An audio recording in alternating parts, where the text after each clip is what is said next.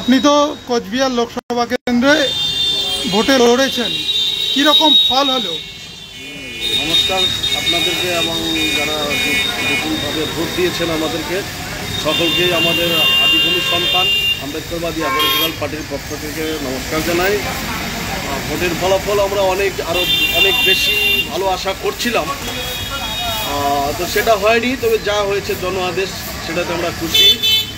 আমাদের পার্টির শক্তি আগের থেকে অনেক বেশি বৃদ্ধি হয়েছে এবং আমাদের যারা নেতা কর্মী তারা ভীষণভাবে উৎসাহিত হয়েছেন, জনগণ ভীষণভাবে উৎসাহিত হয়েছেন।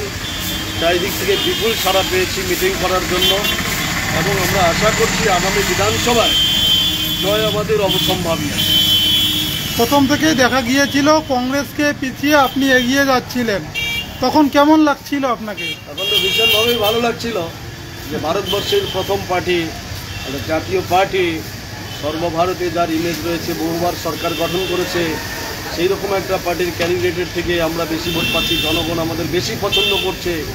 এর থেকে আমাদের পক্ষে আনন্দের আর কি হতে পারে। তবে রিপোর্টাররা এক্ষেত্রে যথাযোগ্য ভূমিকা রেজাল্ট বার হওয়ার পরে পালন করেনি। একমাত্র প্রতিদিন বাদ দিয়ে আমার দেখা পেপারের মধ্যে প্রতিদিন পেপার লিখেছে যে পিয়া রায় চৌধুরীর কম্পিটিশন মূলত আমাদের সাথেই হয়েছে। আজকে উত্তরবঙ্গ পেপার সেখানেও লিখেছে যে তারা নোটার থেকেও ভোট কম পেয়েছে এবং তাদের পুষ্পপুলি দাও করা হয়েছে। তো তাদের এই মনোকষ্টের পিছনে আমাদের এত বড় একটা ভোট, এটাও কিন্তু একটা বিশাল কারণ আছে। এই যে কোচবিহারের মতো লোকসভা কেন্দ্র থেকে দাঁড়িয়ে আপনার কেমন লেগেছে এই আসনে? এর আগেও কি প্রতিদ্বন্দ্বিতা করেছিলেন? এর আগে তো আমরা বহুবারই প্রতিদ্বন্দ্বিতা করেছি।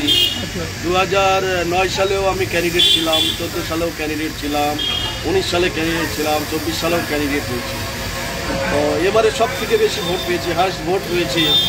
তো যখন ধর্মীয় সমীকরণ চলছে, লক্ষ্মীর ভাণ্ডারের লোভে যখন জনগণ ফেসে আছে, যেখানে দুর্নীতি চাকরির ক্ষেত্রে বিভিন্ন সব জায়গায় টিএমসির যে কেলেঙ্কারি এবং বিজেপি যে মনুবাদী ব্রাহ্মণ্যবাদী পার্টি পুঁজিপতিদের কাছে দেশটা বিক্রি করে দিচ্ছে, তারপরেও তাদেরকে পছন্দ করছে জনগণ। কিন্তু পছন্দ করার পরেও সেই প্রলোভনটাকে দূরে রেখে, বিজেপি টিএমসির লোক প্রলোভনকে দূরে রেখে আমাদের যারা ভোট দিয়েছে তারা জেনুইন ভোটার, তারা শিক্ষিত ভোটার, তারা সিদ্ধান্ত নিতে জানে এবং তাই সেই কারণেই আমরা খুশি হই। এই ভোটারদের উদ্দেশ্যে কী বলবেন?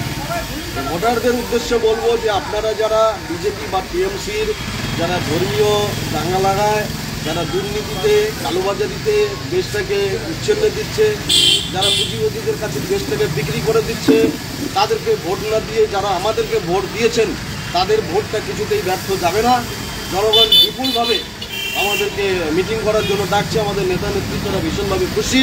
আগামী দিনে আমরা আশা করি উত্তরবঙ্গে আমাদের পার্টি থাকবে, টিএমসি বিজেপি এই সমস্ত পার্টিগুলোকে খুঁজে পাওয়া যাবে না।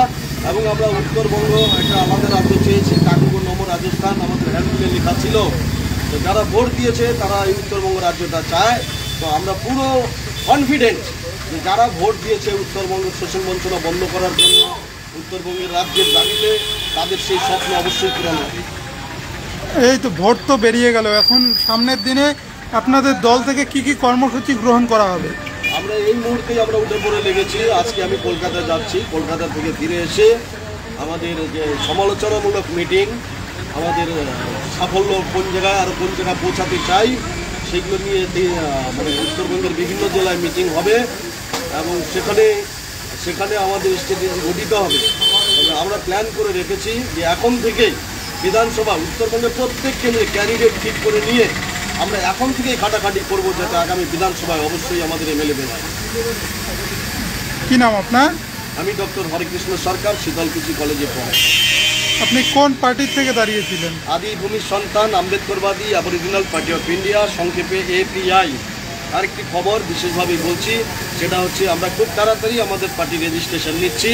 এই যে নির্দল যে সমস্ত বিষয়গুলো মানুষরা বলছে, সেই নির্দলের বিষয়টা আমাদের আর থাকবে না। আমরা দল ছিলাম, দলই আছি, সরকারিভাবে পাকাপোক্তভাবে আমাদের রেজিস্ট্রেশন ইমিডিয়েটলি আমরা নেব।